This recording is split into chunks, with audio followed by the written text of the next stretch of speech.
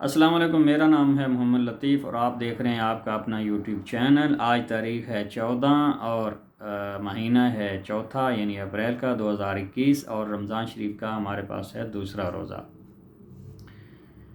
آج موسم بھی بہت اچھا ہے اور روزہ الحمدللہ بہت اچھا محسوس ہو رہا ہے، بہت خوشی ہے الحمدللہ۔ اللہ تعالیٰ نے ایک بار پھر اپنے کرم کا معاملہ فرمایا اور زندگی میں رمضان شریف نصیب فرمایا۔ لیکن ایک پاکستان کے اندر ایک ایسی جماعت جو اپنے آپ کو عاشق رسول کہتی ہے، عشق رسول ہمارے سینوں کے اندر ہے، ہماری جان سے ہم عاشق رسول ہیں اور ہم اپنے پیارے محبوب حضرت محمد صلی اللہ علیہ وسلم کی ختم نبوت پر اس پر کوئی سمجھوتا نہیں کرتے اور نہ کریں گے انشاءاللہ۔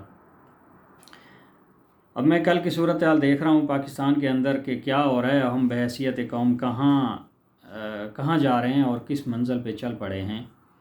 کیا ہمیں دین اسلام یہ سکھاتا ہے؟ میں چند سوالات لے کے آیا، مجھے آپ کے سامنے شیئر کرنا چاہتا ہوں۔ یہ سوالات میرے ذہن میں کل سے اٹھ رہے ہیں اور یہ بہت سلگتے اور دہکتے سوالات ہیں۔ ہو سکتا ہے آپ اسے ایگری کریں اور ڈس ایگری بھی کر سکتے ہیں، اختلاف آپ کا حق ہے۔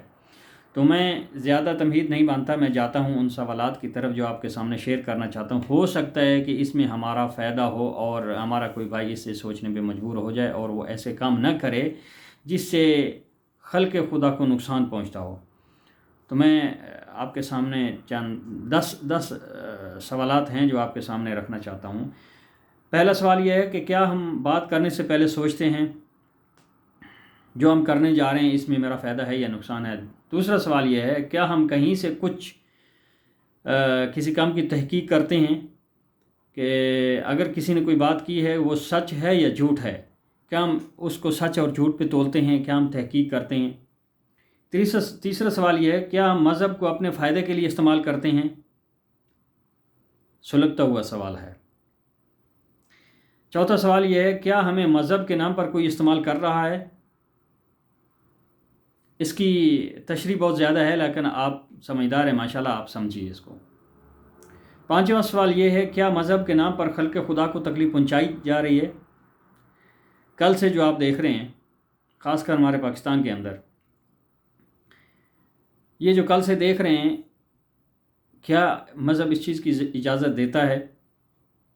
کسی کا رکشہ جلا دینا، گاڑی جلا دینا، کسی کو نقصان پہنچانا۔ اسلام کے اندر تو راستے سے کانٹا ہٹانا بھی صدقہ ہے، پتھر ہٹانا بھی صدقہ ہے اور اس کا ثواب ملتا ہے۔ جائے کہ کسی کو نقصان پہنچایا جائے، اسلام اس چیز کی اجازت نہیں دیتا۔ مختصر سی بات کرتا ہوں، آگے آپ سمجھدار ہیں۔ چھٹا سوال یہ ہے کیا مذہب کے اپنے ترازو پر دوسروں کا ایمان تولنا ایمان ہے، نیکی ہے؟ کہ دوسرے کو دیکھا جائے کہ وہ عاشق رسول ہے یا نہیں ہے، کتنا عاشق رسول ہے، اس کو اپنے زاویے پہ اپنے ترازو پہ تولنا، کیا یہی دین اسلام ہے؟ اور یہ سوچنا کہ جو میں سوچ رہا ہوں وہ ٹھیک ہے، جو دوسرا سوچ رہا ہے وہ غلط ہے۔ ساتواں سوال یہ ہے کیا مذہب کا معیار وہ ہے جو میں پسند کرتا ہوں یا آپ پسند کرتے ہیں؟ یعنی جو میں سوچتا ہوں، جو میں معیار رکھتا ہوں، کیا وہی ٹھیک ہے، باقی سب غلط ہیں؟ آٹھواں سوال یہ ہے کیا مذہب کے نام پر احتجاج کرنا اور خلق خدا کو املاک کے نقصان پہنچانا عین مذہب اور ثواب کا کام ہے؟ انفارچونیٹلی کل سے جو میں دیکھ رہا ہوں، اذان ہوتی ہے فرض نماز کے لیے، حی علی الصلاۃ حی علی الفلاح، نماز تو نہیں پڑھتے، مسجد میں نہیں جانا،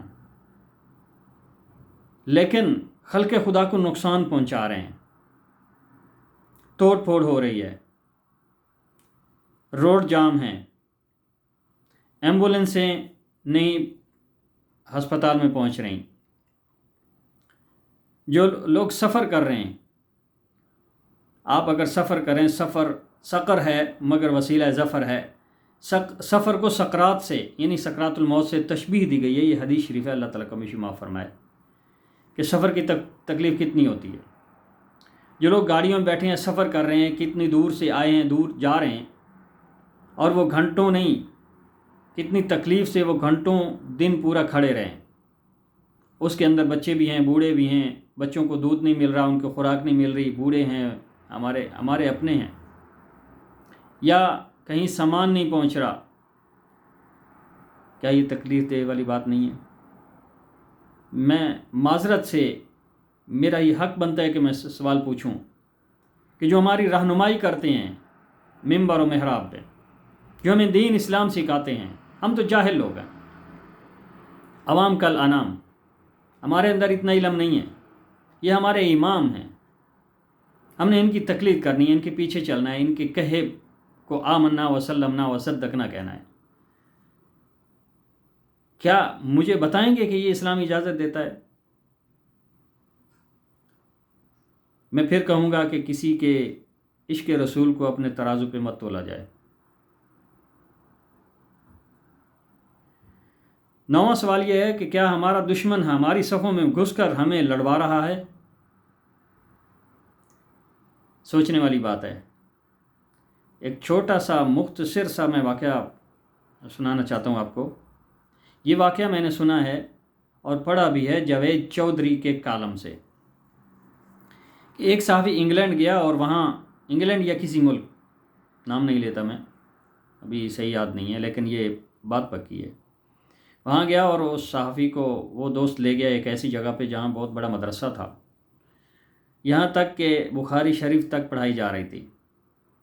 پاکستانی صحافی بہت خوش ہوا اور بولا کہ ماشاءاللہ یہ تو بڑا زبردست کام ہے کہ ایک ایسے ملک میں بھی اسلام کا پرچار ہو رہا ہے اور بخاری شریف تک پڑھائی جا رہی ہے اور سیاسی تک کی کتابیں پڑھائی جا رہی ہیں۔ بہت خوش ہوا، بہت تعریف کی۔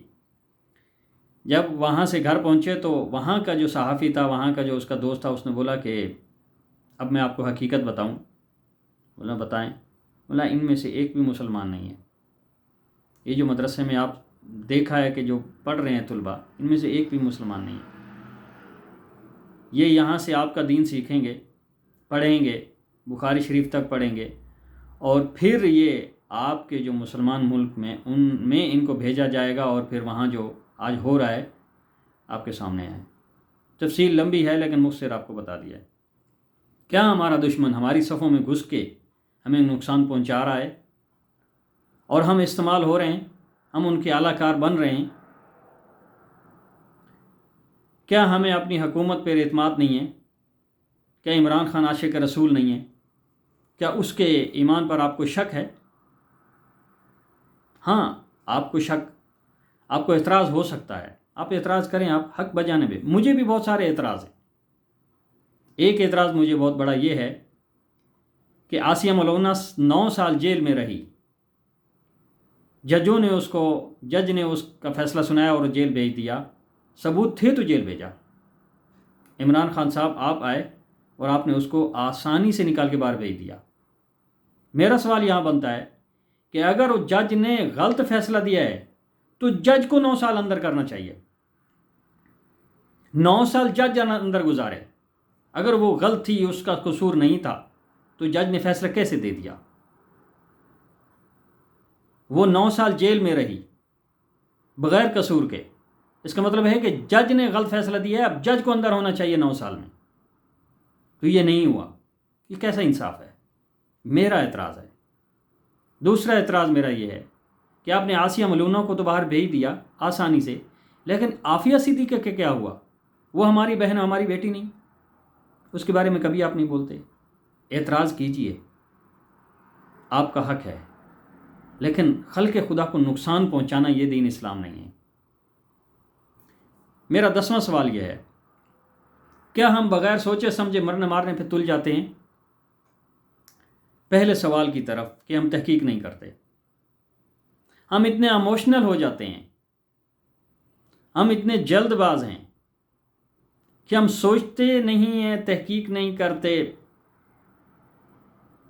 اس کی تہہ تک نہیں جاتے، گمان اچھا نہیں رکھتے۔ اللہ رب العزت، اللہ تعالیٰ کو بھی معاف فرمائے کہ ارشاد فرماتے ہیں کہ میں بندے کے گمان کے قریب ہوں۔ اچھا گمان رکھیے، کسی پر اچھے فیصلے ہوں گے اوپر سے۔ میرے ان سوالوں سے آپ کو اختلاف ہو سکتا ہے، پھر کہہ رہا ہوں، بار بار کہہ رہا ہوں، لیکن معذرت کے ساتھ کہ میرے ایمان کو اپنے ترازو پہ مت تولیے، کسی کے ایمان کو بھی۔ کہیں سے بھی عامر چیمہ نکل سکتا ہے، کہیں سے بھی ملک ممتاز نکل سکتا ہے۔ آپ مت سوچئے کہ کون عاشق رسول ہے اور کون عاشق رسول نہیں ہے۔ ہمارے ماں باپ حضرت محمد مصطفیٰ صلی اللہ علیہ وسلم کے ان کی جو نعلین مبارک ہے اس پر قربان، اور اس کی جو نیچے خاک لگی ہے اس پر قربان۔ لیکن میں جو کل سے دیکھ رہا ہوں پاکستان کے اندر، میں امید کرتا ہوں کہ ایسا نہ ہوگا اور نہیں ہونا چاہیے۔ ہمیں قوم کم از کم بحیثیت قوم ایسا نہیں کرنا چاہیے۔ احتجاج کریں، اپنا موقف خوب بیان کریں، ڈٹے رہیں اپنے موقف پہ، اپنی بات پہ، لیکن خلق خدا کو نقصان مت پہنچائیے۔ کیا ایسا پہلا بھی کبھی ایسا ہوا ہے کہ قصور ہو وزیر اعظم کا یا حکمران کا اور نقصان پہنچایا جائے عوام کا؟ عمران خان کا کیا ہوگا؟ وہ تو اپنے آفس میں بیٹھا ہوگا، اپنے گھر میں بیٹھا ہوگا۔ تکلیف میں کون ہے؟ آپ کا بھائی، میرا بھائی۔ نقصان کس کا ہو رہا ہے؟ آپ کا اور میرا۔ اور رکشہ چلانے والا کا اس کا کیا قصور ہے؟ گاڑی چلانے والا کا کیا قصور ہے؟ جو کراچی سے پشاور جا رہا ہے، لاہور جا رہا ہے، بس میں بیٹھا ہوا ہے، بوڑھی ماں ہے، بوڑھا باپ ہے، بچے ہیں، ان کا قصور کیا ہے؟ کوئی قصور نہیں ان کا، ان کو تکلیف ہو رہی ہے۔ کسی مسلمان کو ہاتھ سے، زبان سے تکلیف دینا یہ دین اسلام نہیں، دین اسلام اس کی اجازت نہیں دیتا۔ بڑی معذرت کے ساتھ آپ سے معافی چاہتا ہوں کہ اگر آپ کو میرے کسی الفاظ سے تکلیف ہوئی ہو۔ اجازت چاہتا ہوں۔ السلام علیکم ورحمۃ اللہ وبرکاتہ۔